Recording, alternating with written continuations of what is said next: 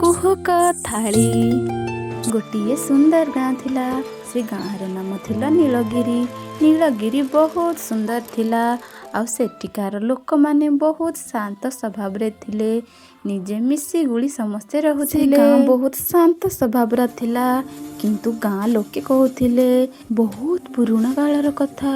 ଗୋଟିଏ ଯାଦୁଇ ଥାଳି ଥିଲା। ସେ ଥାଳିରେ ବହୁତ ଶକ୍ତି ଥିଲା।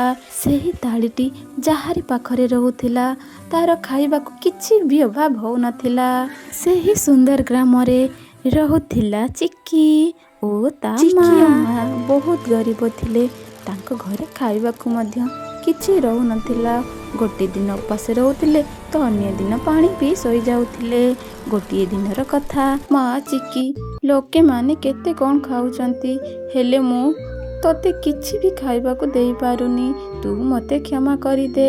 ଯାହା ବି କାମ କରୁଛି ଆମ ଘରକୁ ସେତିକ ପାଉନି। ଆରେ ମା, ତୁମେ ମୋ ପାଇଁ ସବୁଠୁ ଭଲ ମା। ମୋତେ ଆଉ କିଛି ଦରକାର ନାହିଁ।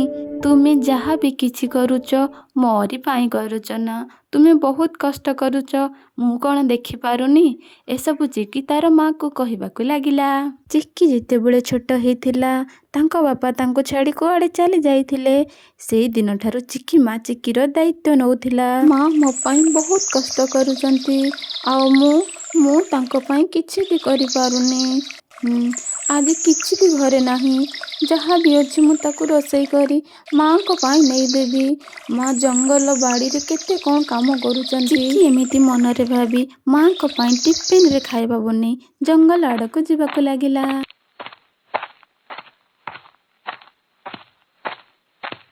ଚିକି ଜଙ୍ଗଲରେ ଚାଲୁ ଚାଲୁ ତାକୁ ହଠାତ୍ ଗୋଟିଏ ଆବାଜ ଶୁଭିଲା।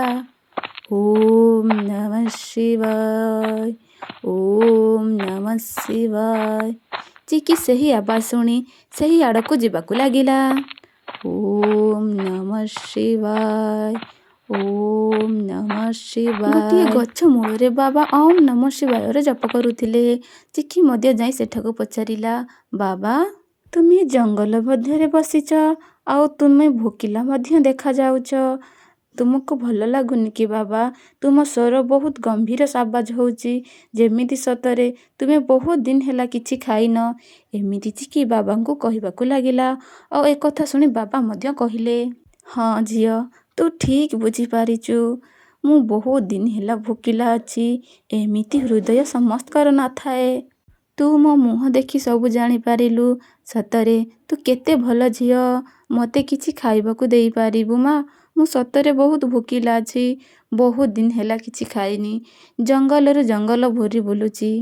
ବାବା, ତମେ ଜମା ବି ବ୍ୟସ୍ତ ହୁଅନି।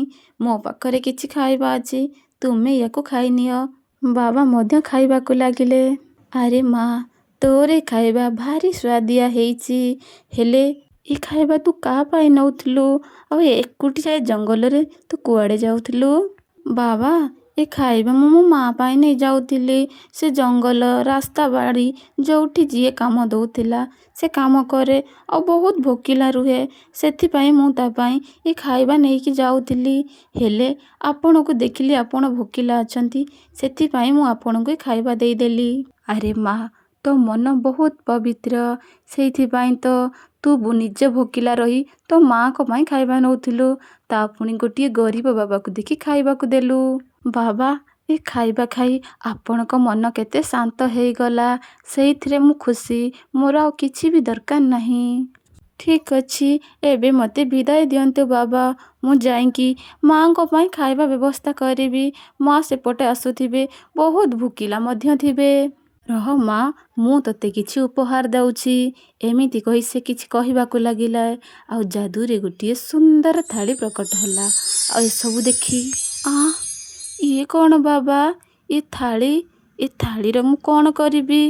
ଆଉ ଆପଣ ମୋତେ କ'ଣ ଉପହାର ଦେଲେ? ଚିକି ଏମିତି ବାବାଙ୍କୁ କହିବାକୁ ଲାଗିଲା। ବାବା ମଧ୍ୟ ହସିକି କହିଲେ, ମାରେ, ତୁ ଗୋଟିଏ ଭଲ ଝିଅ। ତୁ ସବୁବେଳେ ଗାଁର ମଙ୍ଗଳ ଚାହିଁବୁ। ଇଏ ହେଉଛି ଗୋଟିଏ କୁହୁକ ଥାଳି। ତୁମେ ଏହାକୁ ଗାଁର ମଙ୍ଗଳ ପାଇଁ ବ୍ୟବହାର କରିବ ଆଉ ବେଶୀ ଲୋଭ କରିବ ନାହିଁ। ତେବେ ଇଏ ତୁମକୁ ବହୁତ ସାହାଯ୍ୟ କରିବ। ତେବେ ଶୁଣ, ଆଉ ଗୋଟିଏ କଥା, ଯେବେ ଏ ଥାଳିକୁ କିଛି ତୁମେ ଅଧିକା ଲୋଭ କରିବ କିମ୍ବା କାହାର ଖରାପ ଭାବିବ ତେବେ ଏ ଥାଳି ତୁମକୁ ଦଣ୍ଡ ଦେବ। ଏହାର ମନେ ତୁମେ ଯେମିତି ରଖିଥିବ। ଚିକି ମଧ୍ୟ ବହୁତ ଖୁସି ହେଇଗଲା ଆଉ ସେ ଥାଳିକୁ ନେଇ ଘରକୁ ଯିବାକୁ ଲାଗିଲା। ଚିକି ସେ ଯାଦୁଇ ଥାଳିକୁ ନେଇ ଘରକୁ ଗଲା ଆଉ ତାକୁ ଖାଦ୍ୟ ମାଗିବାକୁ ଲାଗିଲା। ସଙ୍ଗେ ସଙ୍ଗେ ଯାଦୁଇ ଥାଳି ଯାହା ଚିକି ମାଗିଥିଲା ସେସବୁ ପ୍ରକଟ ହେଇଗଲା ଆଉ ଚିକି ମଧ୍ୟ ଖୁସିରେ ଆରେ ବା ସତରେ ତ ଇଏ କୁହୁକ ଥାଳି ମୁଁ ଖାଇବା ମାଗିବା ମାତ୍ରେ ହିଁ ମୋତେ ଦେଇଦେଲା। ଆଉ ସେହି ସମୟରେ ମଧ୍ୟ ମା ପାଖକୁ ଆସିଲା। ମା ଦେଖ କେତେ କ'ଣ ଖାଇବା ଆସିଛି, ତମେ ଆଜି ମନ ପୂରେଇକି ଖାଇବ। ହେଲେ ମା ଚିକି ଏସବୁ କ'ଣ?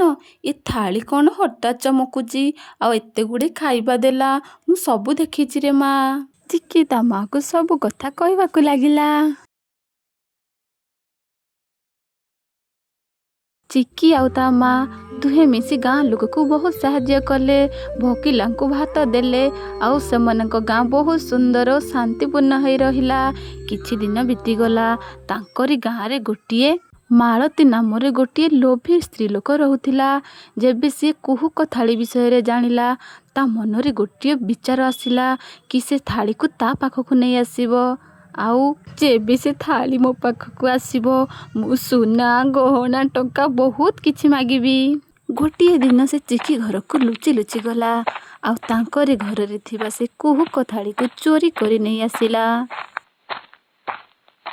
ଆଉ ସେ ଘରକୁ ଆସି କୁହୁକ ଥାଳିକୁ ଆଦେଶ ଦେଲା, ଏ କୁହୁକ ଥାଳି ଶୀଘ୍ର ମୋତେ ସୁନା ଟଙ୍କା ଗହଣା ଦେ। କୁହୁକ ଥାଳି ରାଗିଗଲା ଆଉ ନିଆଁ ବାହାର କରି ଗୋଟିଏ ମୂଷାକୁ ବାହାର କଲା। ତା ସଙ୍ଗେ ସଙ୍ଗେ ଗୋଟିଏ ଚତୁର ଆଉ ଗୋଟିଏ ଭୟାନକ ଜୀବ ଆଉ ତାପରେ ଗୋଟିଏ ବଡ଼ ବାଘ। ଏହା ଦେଖି ସେ ଦୌଡ଼ିବାକୁ ଲାଗିଲା। ଏଇଥିରୁ ଆମେ ଶିଖିଲେ ଅତି ଲୋଭ କଲେ ଆମକୁ ମୃତ୍ୟୁ ହିଁ ମିଳିଥାଏ।